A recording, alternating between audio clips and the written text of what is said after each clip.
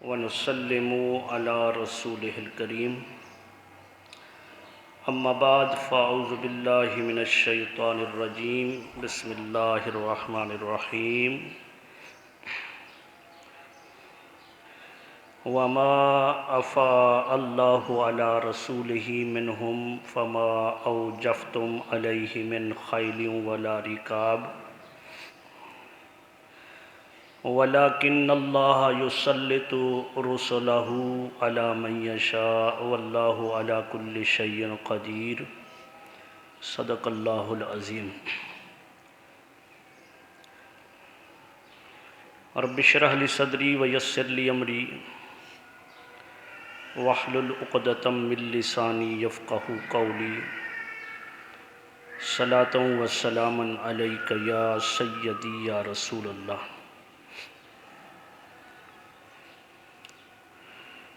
حمد و صلات پر مشتمل مختصر ترین خطبہ کے بعد نہایت ہی واجب الاحترام معزز و محترم سامعین کرام، عزیزان گرامی قدر،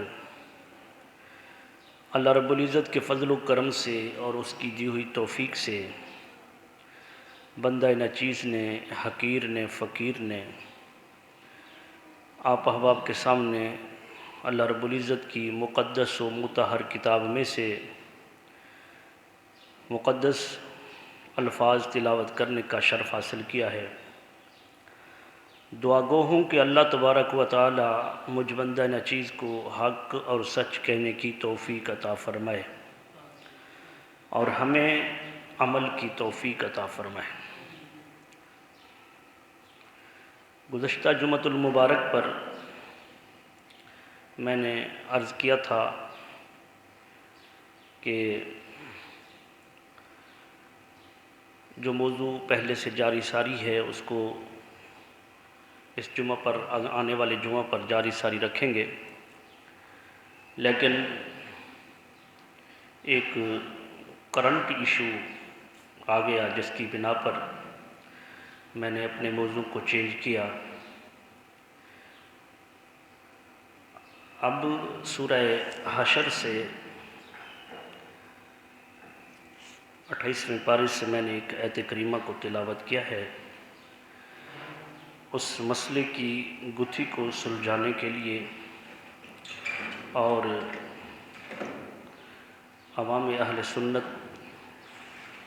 میں اس مسئلے کو بیدار کرنے کے لیے۔ پہلے اس آیت کریمہ کا ترجمہ کرتا ہوں اور پھر اس پر انشاءاللہ سیر حاصل گفتگو کریں گے۔ وما توفیقی الا باللہ، یہ سورہ حشر کی آیت نمبر 6 ہے اور آگے آیت نمبر 7 اور 8 اور 9 میں اسی مسئلے پر گفتگو ہو رہی ہے۔ رب کائنات نے ارشاد فرمایا وما افاء اللہ علی رسولہ منہم، اور پلٹا دیا اللہ تعالیٰ نے علی رسولہ اپنے رسول پر، منہم ان سے، یعنی مال واپس پلٹا دیا اللہ تعالیٰ نے اپنے رسول کی طرف ان سے۔ فما اوجفتم علیہ من خیل، اور اس مال کے حاصل کرنے میں تم نے گھوڑے نہیں دوڑائے، ولا رکاب، اور اونٹ نہیں دوڑائے، وَلَكِنَّ اللَّهَ يُسَلِّطُ رُسُلَهُ عَلَى مَن يَشَاءُ، لیکن اللہ تعالیٰ اپنے رسولوں کو مسلط کر دیتا ہے عَلَى مَن يَشَاءُ، جس پر وہ چاہتا ہے، وَاللَّهُ عَلَى كُلِّ شَيْءٍ قَدِيرٌ، اور اللہ تعالیٰ ہر چیز پر قادر ہے۔ اس کی آگے والی آیت میں فرمایا ما افاء اللہ،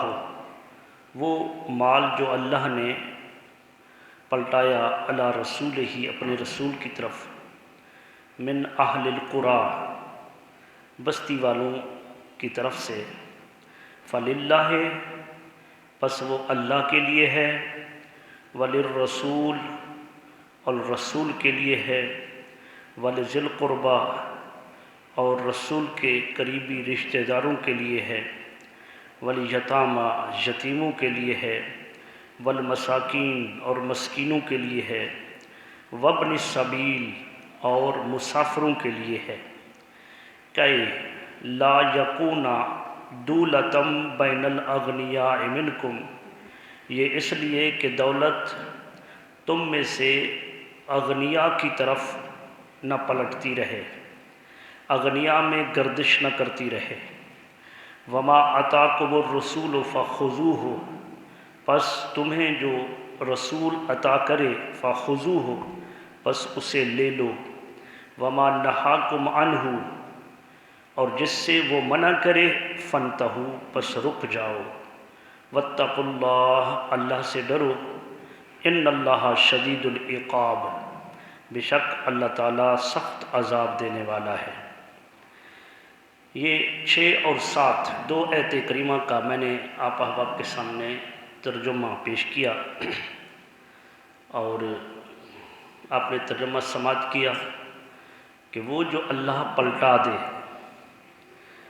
اس کا شان نزول یہ ہے کہ حضور علیہ السلام کو بنی نذیر قبیلہ انہوں نے دعوت دی، اور حضور صلی اللہ علیہ وآلہ وسلم جب ان کی دعوت پر تشریف لے گئے تو انہوں نے ایک منصوبہ بنایا۔ منافق بھی ملے ہوئے تھے اور یہودی یہ قبیلہ تھا، تو انہوں نے منصوبہ بنایا۔ تو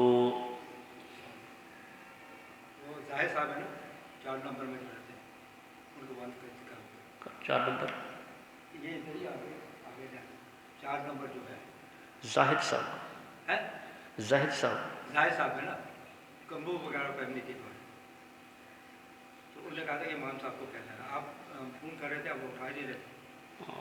فون تو گھر پڑا ہے، ہے فون گھر پڑا ہے۔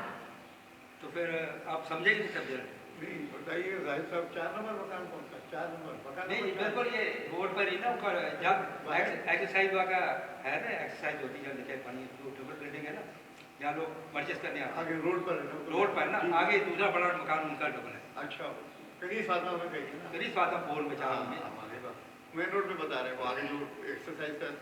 نا سینٹر، اس سے آگے والا مکان۔ بنے ہیں نا، ٹھیک ہے اللہ تعالیٰ ان کی اس بخشش، کے 7 بار ڈبل سٹوری ان کا۔ اللہ تعالیٰ ان کی بخشش مغفرت فرمائے۔ کیا کرنا بتائیے؟ دعا کرنی ہے ان کی۔ میں نے کچھ نہیں کرنا، نہیں اعلان کر رہا تھا، تو اعلان کا تو یہ انہوں نے کہا کہ ان کو بتا دیا۔ دعا کریں گے بیچ میں۔ اب ان پہ ہے کہ 2 بجے وہاں ہوتا ہے ویسے تو، آپ نے نماز پڑھا نہیں، تو میں نے کہا میں خود آ گیا، میں کہا بتا دوں، ٹھیک ہے اعلان کرا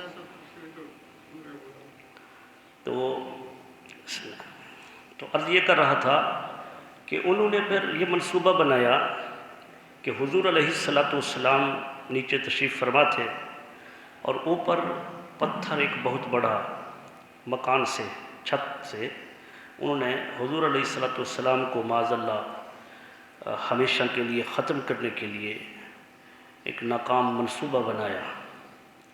ناکام اس وجہ سے تھا کہ جس ذات کی حفاظت کے لیے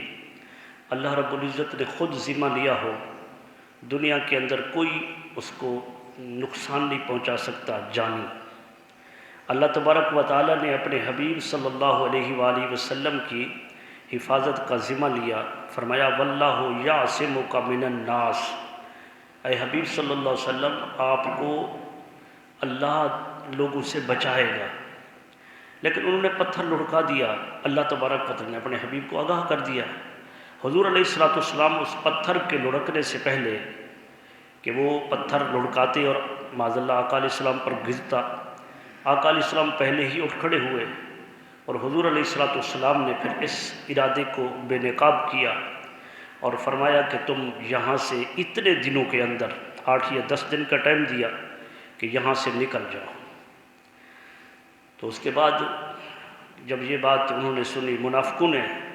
تو منافق کہنے لگے نہیں ہم تمہارے ساتھ ہیں، آپ اگر نکلیں گے تو ہم بھی آپ کے ساتھ جائیں گے، اور آپ لوگ اگر جنگ کرو گے تو پھر ہم بھی آپ کے ساتھ ہیں۔ تو حضور صلی اللہ علیہ وآلہ وسلم نے جو فرما دیا وہ تو حضور کا فرمانا اللہ کا فرمانا ہوتا ہے، وما ينطق عن الهوى ان هو الا وحی یوحى، تو جو حضور فرماتے ہیں وہ ہو کر رہتا ہے۔ لیکن انہوں نے جب نہ مانا تو پھر معاملہ یہ ہوا، طویل اس کی باتیں ہیں، لیکن عرض یہ کروں کہ بغیر جنگ کے، بغیر لڑائی کے وہ لوگ وہاں سے ہجرت کرنے پر مجبور ہو گئے۔ حضور علیہ الصلوۃ نے فرمایا کہ جو کچھ اپنے سواریوں پر سامان لاد سکتے ہو لے جاؤ، وہ جو کچھ لاد سکتے تھے لے جا سکتے تھے لے گئے، اور باقی سامان جو تھا وہ حضور علیہ الصلوۃ نے اپنے قبضے میں لیا، اور وہ مال جو بغیر کسی مشقت کے، بغیر کسی لڑائی کے، بغیر کسی جنگ کے مسلمانوں کے ہاتھ آ جائے، اس مال کو مال فی کہتے ہیں، فی۔ اور ویسے افا کا معنی جو اس آیت کریمہ میں آیا ہے، اس کا معنی لغوی معنی لوٹانا ہے۔ یہاں رب کائنات نے یہ کیسا ایک پر لطف اللہ رب العزت نے اس پر بات فرمائی کہ یہ جو مال لوٹا دیا ہے، تو یہ مال جو ہے اللہ تبارک و تعالی نے ان کے حقداروں کی طرف لوٹایا ہے، اور حقدار کون ہے؟ اللہ تبارک و تعالی کے فرما بردار بندے۔ تو جو مال، جو اللہ کی نعمتیں ہیں، جو اللہ تبارک و تعالی نے نعمتیں پیدا کی ہیں، ان کے حقیقی مالک اللہ کے فرما بردار بندے ہیں۔ دوسرے لوگوں کے مسلط میں، طاقت میں، ان کے تسلط میں ہوتی ہیں، لیکن جب اللہ چاہتا ہے اس مال کو اللہ تبارک و تعالی حقداروں کی طرف لوٹا دیتا ہے۔ تو افا کا معنی تو ہوا لوٹنا، لیکن یہاں پر چونکہ مفسرین اور محدثین علماء کرام نے مال غنیمت اور مال فی، اس کے مختلف قسم کی انہوں نے توضیح کی ہے، وضاحت کی ہے۔ اس وجہ سے میں ضروری سمجھتا ہوں کہ مال فی اور مال غنیمت کی وضاحت جو علماء کرام نے فرمائی وہ یہ کہ مال غنیمت وہ جو مسلمان مجاہد اپنے سواریوں پر سوار ہو کر اور ہاتھوں میں ہتھیار لے کر کافروں کے مقابلے میں نمرد عظمہ ہو کر جو مال حاصل کریں، اس مال کو مال غنیمت کہا جاتا ہے۔ اور اس مال غنیمت کے 5 حصے قرآن نے بتائے ہیں۔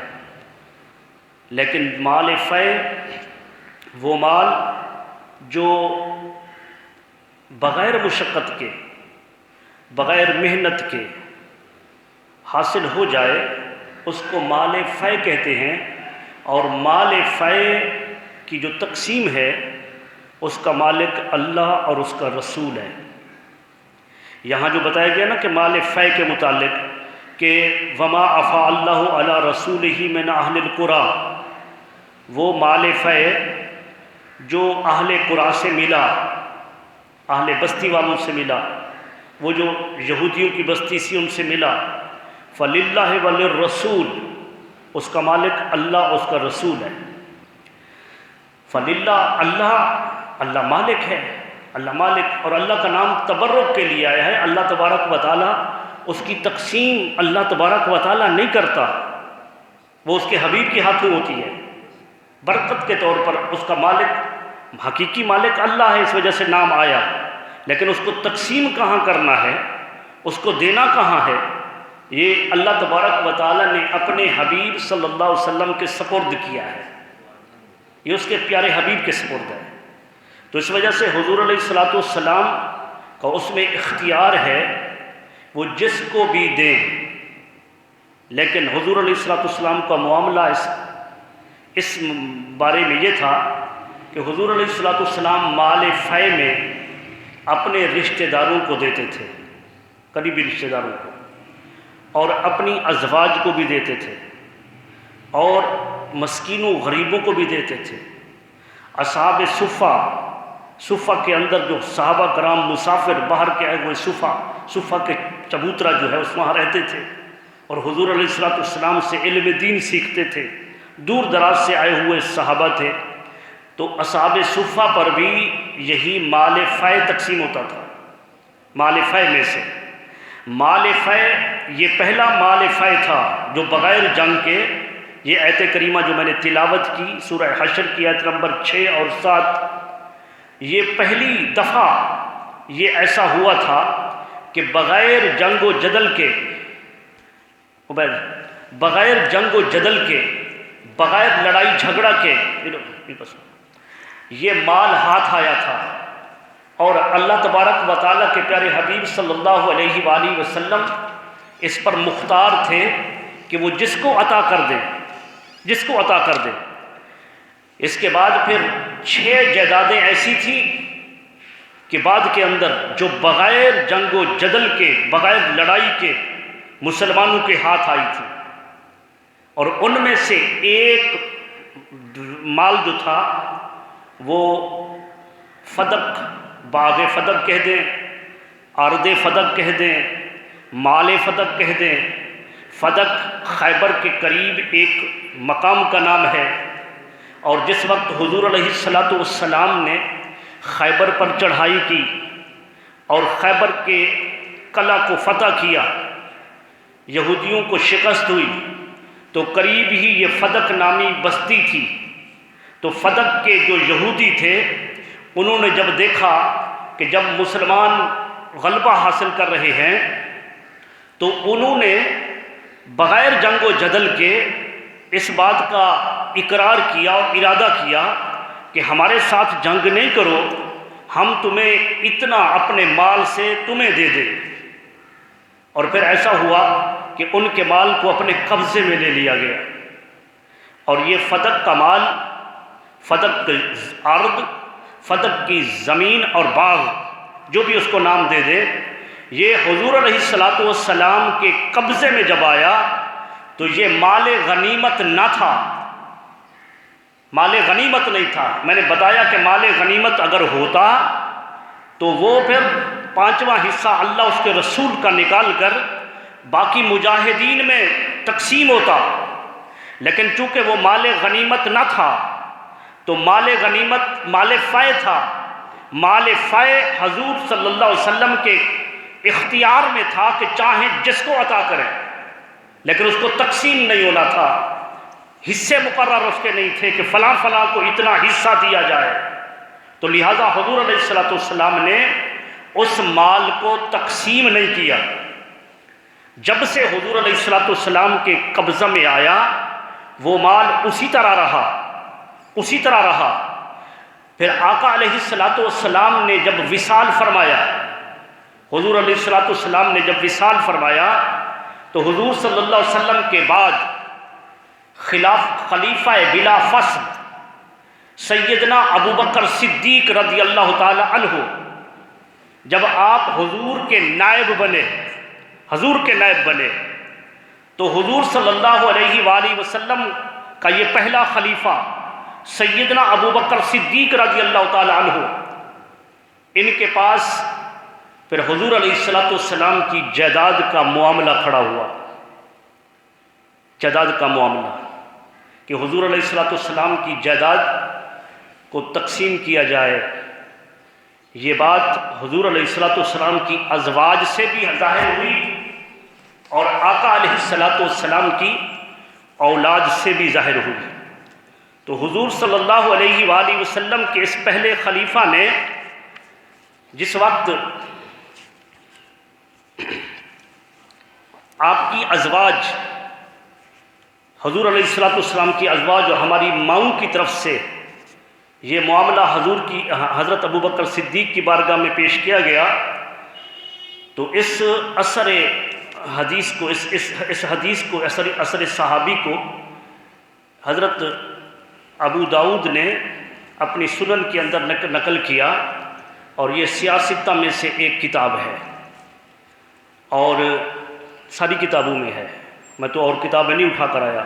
سب کتابوں میں، ترمذی میں بھی ہے، نسائی میں بھی ہے، ابو داؤد میں بھی ہے، بخاری میں بھی ہے، مسلم میں بھی ہے، کوئی کتاب اس سے خالی نہیں۔ تو سب سے پہلی بات یہ حضرت اماں عائشہ صدیقہ رضی اللہ تعالی عنہا اس حدیث کو روایت کرتی ہیں۔ یہ کتاب خراج کے باب کے اندر یہ حدیث آئی ہے۔ وہ فرماتی ہیں کہ جب نبی کریم صلی اللہ علیہ وسلم کا وصال ہوا تو نبی اکرم صلی اللہ علیہ وسلم کی ازواج نے یہ ارادہ کیا کہ حضرت عثمان غنی رضی اللہ تعالی عنہ کو حضرت ابوبکر صدیق کے پاس بھیجے تاکہ وہ ان سے نبی اکرم صلی اللہ علیہ وسلم کی طرف سے ملنے والے ان ازواج کے 8ویں حصے کا مطالبہ کرے۔ تو یہ اب کیا ہوا، ابھی بھیجا نہیں ہے، یہ انہوں نے ارادہ کیا کہ حضرت عثمان غنی کو اپنا سفیر بنا کر اپنی طرف سے ہم بھیجیں سیدنا ابوبکر صدیق کے پاس کہ وہ وہاں جا کر یہ جو ازواج کا 8واں حصہ ہوتا ہے، تو جو مال حضور علیہ السلام کے قبضے میں تھے، اور اس سے آپ اچھی طرح جو میری بات کو شروع سے اس بات کو غور کریں کہ وہ قبضے کے اندر مال فے تھا، مال غنیمت نہیں تھا۔ مال غنیمت تو حضور تقسیم کر دیتے تھے، مال فے وہ فتق کا باغ اور اس کے علاوہ 6 جائیدادیں اور تھیں جو حضور علیہ السلام، پہلے میں نے شروع میں عرض کیا کہ حضور صلی اللہ علیہ وسلم اپنی ازواج کا خرچ بھی انہی سے دیتے تھے، کیونکہ حضور اللہ نے فرمایا کہ وَبِذِل قُرْبَى کہ میرا نبی وہ اپنے قریبی رشتہ داروں کو دے گا۔ اپنی بیٹی فاطمہ الزہرا ان کو بھی ان کا حصہ جاتا تھا، غریبوں مسکینوں کو بھی ان کا حصہ ملتا تھا، اور پھر اس کے سوا اصحاب صفہ کو بھی ان کا حصہ جاتا تھا۔ یہ مال فے تھا۔ جب حضور علیہ السلام کا وصال ہوا تو اب ارادہ کیا ازواج مطہرات نے کہ حضور علیہ السلام کے مال کا خلیفۃ المسلمین سیدنا ابوبکر صدیق سے 8ویں حصے کا مطالبہ کیا جائے۔ یہ ارادہ کیا تو جب یہ بات ہماری ماں سیدہ طیبہ طاہرہ حضرت اماں عائشہ صدیقہ نے سنی تو اماں عائشہ صدیقہ نے فرمایا فقالت لہن عائشہ، ان کو عائشہ رضی اللہ تعالی عنہا نے فرمایا الیسا قد قال رسول اللہ صلی اللہ علیہ وسلم لا نورث ما ترکنا فہو صدقۃ۔ اماں عائشہ صدیقہ نے فرمایا اپنی دوسری جو حضور کی ازواج تھیں ان سے اماں عائشہ صدیقہ نے فرمایا کیا تم نے نہیں سنا، کیا حضور کا یہ فرمان تم تک نہیں پہنچا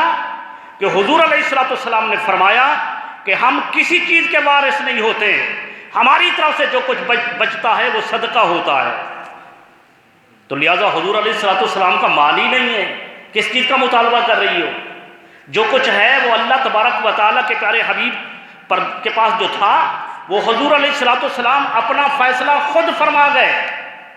حضور علیہ السلام کی حدیث پاک مل گئی، حضور نے فرمایا کہ جو کچھ ہمارا ورثہ نہیں ہوتا، ہم کسی چیز کے وارث نہیں ہوتے، اور جو کچھ بچتا ہے جو کچھ ہوتا ہے وہ ہماری طرف سے صدقہ ہوتا ہے۔ اچھا، اس کے بعد دوسری حدیث ہے دوسری سند کے ساتھ، سیدہ عائشہ صدیقہ رضی اللہ تعالی عنہا نے فرمایا، انہوں نے کہا میں نے کہا کیا آپ اللہ سے نہیں ڈرتی ہیں؟ کیا آپ نبی کریم صلی اللہ علیہ وسلم کو یہ ارشاد فرماتے ہوئے نہیں سنا کہ ہمارا کوئی وارث نہیں ہوتا ہے، ہم جو چھوڑ کر جائیں وہ صدقہ ہوتا ہے؟ تو یہ مال جو ہوتا ہے مال فے، یہ حضور علیہ السلام کے پاس وہ فدق کا مال تھا یا وہ مال اس کے علاوہ 6 جائیدادیں اور تھیں، یہ حضور علیہ السلام کے قبضے میں تھا۔ لیکن جب حضور علیہ السلام کا وصال ہوا تو اماں عائشہ صدیقہ نے فرمایا کہ اے میری بہنوں، وہ جو اور ازواج تھیں اس چیز کا مطالبہ نہ کرو، اس وجہ سے کہ حضور علیہ السلام نے فرمایا کہ ہم مال کے وارث نہیں ہوتے ہیں۔ اور یہ حدیث صرف اس کتاب میں نہیں، کہیں یا کہیں پر ہے کہ معاشر الانبیاء، کہ ہم نحن معاشر الانبیاء، ہم انبیاء کا گروہ کسی چیز کے وارث نہیں ہوتے ہیں۔ مختلف روایات سے یہ حدیث، مختلف ترک اور مختلف راویوں سے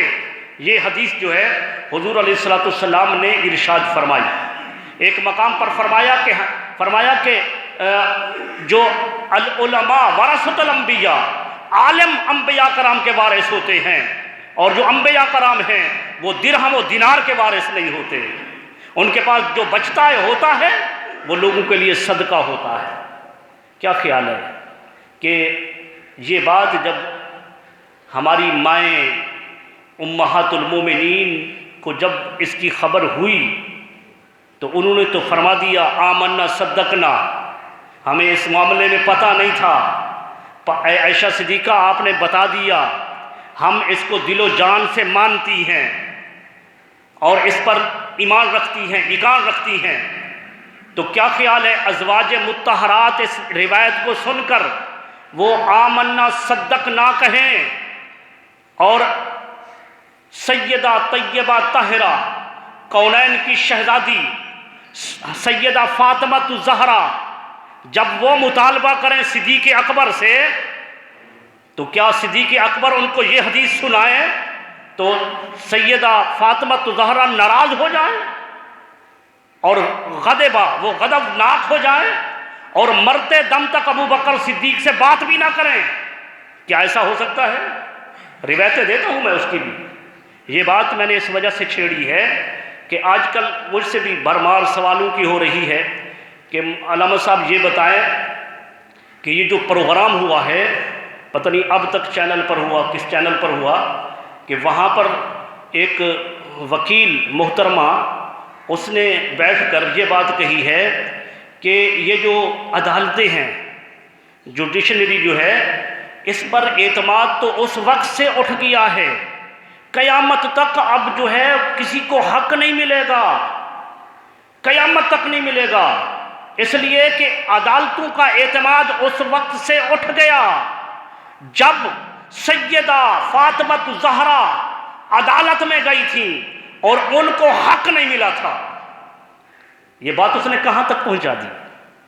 کہاں تک پہنچائی؟ کون سی عدالت میں گئی تھی؟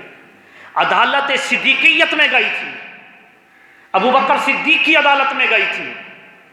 اور ابو بکر صدیق انہوں نے کہا کہ یہ قیامت تک نہیں ملتا، اور انہوں نے تو ڈھکے چھپے الفاظ میں یوں بات کی، تو کہنے والے تو یوں بھی کہہ دیتے ہیں کہ انہوں نے غصب کیا، وہ مال کے غاصب ہیں، معاذ اللہ۔ تو اس وجہ سے یہ کرنٹ ایشو تھا، اور میں نے کہا کہ اسی مسئلے سے چونکہ آگے اور اس آگے والا آنے والا جمعہ جو ہے وہ سیدنا ابو بکر صدیق رضی اللہ تعالی عنہ کی وصال مبارک کا بھی ہے، تو اس وجہ سے میں نے اس موضوع کو چھیڑا۔ آپ نے سنا کہ ازواج مطہرات نے بھی مطالبہ کیا تھا، اب سنیے کہ یہ مطالبہ سیدہ فاطمہ الزہرا نے بھی کیا، لیکن خیانت بتاتا ہوں کہ یہ لوگ خیانت کیوں کرتے ہیں، ان لوگوں کی خیانت کس وجہ سے ہوتی ہے۔ حدیث پاک میں تو ہے، لیکن حدیث پاک کے اندر یہ لوگ خیانت کرتے ہیں۔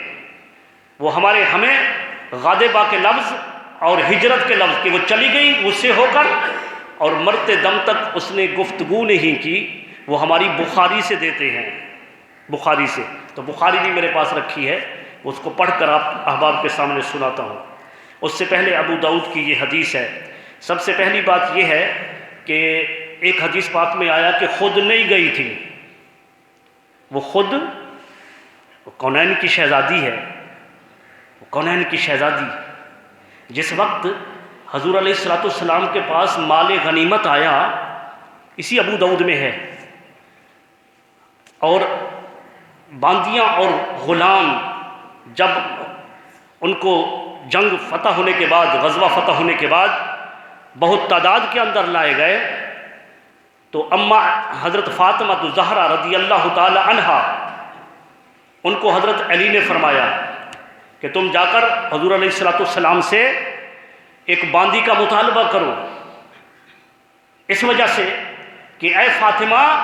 چکی پیستے پیستے آپ کے ہاتھوں پر چھالے ہو گئے ہیں،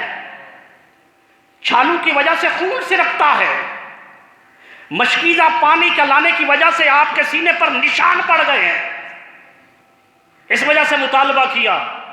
حضرت علی نے فرمایا جاؤ اپنے ابا حضور کے پاس۔ فاطمہ الزہرا گئیں اور یہ بات عرض کی تو حضور علیہ السلام نے صبر کرنے کا حکم دیا، صبر کرو اس پر اجر ملے گا۔ وہ غلام باندیاں اوروں کو مل رہی تھیں، لیکن صبر کا اجر چونکہ عظیم ہوتا ہے، اس وجہ سے تسبیح فاطمی جو پڑھتے ہیں، سبحان اللہ، اللہ اکبر، الحمدللہ 33 مرتبہ، 134 مرتبہ، فرمایا فاطمہ اس کو پڑھا کرو، یہ سارے دکھ دور ہو جائیں گے۔ حضور علیہ السلام کی یہ صابرہ بیٹی لخت جگر کیا مال حاصل کرنے کے لیے دربار کے اندر گئی تھی؟ یہ حدیث پاک میں آیا، یہ ابو داؤد کی 2968 حدیث نمبر ہے، اور اس حدیث کو حضرت اما عائشہ صدیقہ رضی اللہ تعالی عنہ روایت فرماتی ہیں۔ وہ فرماتی ہیں کہ انا فاطمہ بنت رسول اللہ صلی اللہ علیہ وسلم ارسلت الی ابی بکر الصدیق، حضرت ابو بکر صدیق کی طرف حضرت فاطمہ الزہرا نے پیغام بھیجا، خود نہیں گئی تھی، لیکن حدیث پاک میں خود کے الفاظ بھی ہیں دوسری میں، لیکن اس حدیث پاک کے اندر جو ہے وہ یہ ہے کہ وہ انہوں نے پیغام بھیجا۔ اچھا، یہ کیا پیغام بھیجا کہ ان سے نبی کریم صلی اللہ علیہ وسلم سے ملنے والی وراثت کا مطالبہ، جو اس مال میں جو مال تھی جو اللہ تبارک و تعالیٰ نے مدینہ منورہ کے اندر جو ہے فدق کا باغ اور فدق کی زمین اللہ رب تبارک و تعالیٰ نے اپنے حبیب کو عطا کی تھی، تو فدق کا میں نے پہلے بتایا کہ یہ فدق کی جائیداد لڑائی سے نہیں ہوئی تھی، بار بار کہہ رہا ہوں تاکہ آپ مال فائے اور مال غنیمت کے اندر فرق کر سکیں کہ مال غنیمت تو تقسیم ہوتا ہے، مال فائے تقسیم نہیں ہوتا، تو فدق کا مال غنیمت ہی نہیں تھا، تو مطالبہ بھی کس کا کیا؟ فدق کا، اور جو اس میں باقی بچ گیا تھا اس میں سے جو وراثت تھی اس کا مطالبہ کیا۔ تو حضرت سیدنا ابو بکر صدیق رضی اللہ تعالی عنہ نے فرمایا کہ اللہ کے رسول نے یہ ارشاد فرمایا ہے کہ ہم انبیاء کسی کو وارث نہیں بناتے۔ انبیاء کرام وہی حدیث جو پہلے ازواج کے متعلق ہے، اب وہاں حضرت اما عائشہ صدیقہ نے حضور کی دوسری ازواج کو بتائی تھی، اور یہاں خود صدیق اکبر رضی اللہ تعالی عنہ وہ حضرت فاطمہ الزہرا کے پیغام رسیدہ بندے کو بتا رہے ہیں، یا خود آئی تھی تو انہیں فرما رہے ہیں کہ حضور علیہ السلام کا فرمان ہے کہ ہم انبیاء کسی کو وارث نہیں بناتے، جو کچھ ہم چھوڑ کر جاتے ہیں وہ صدقہ ہوتا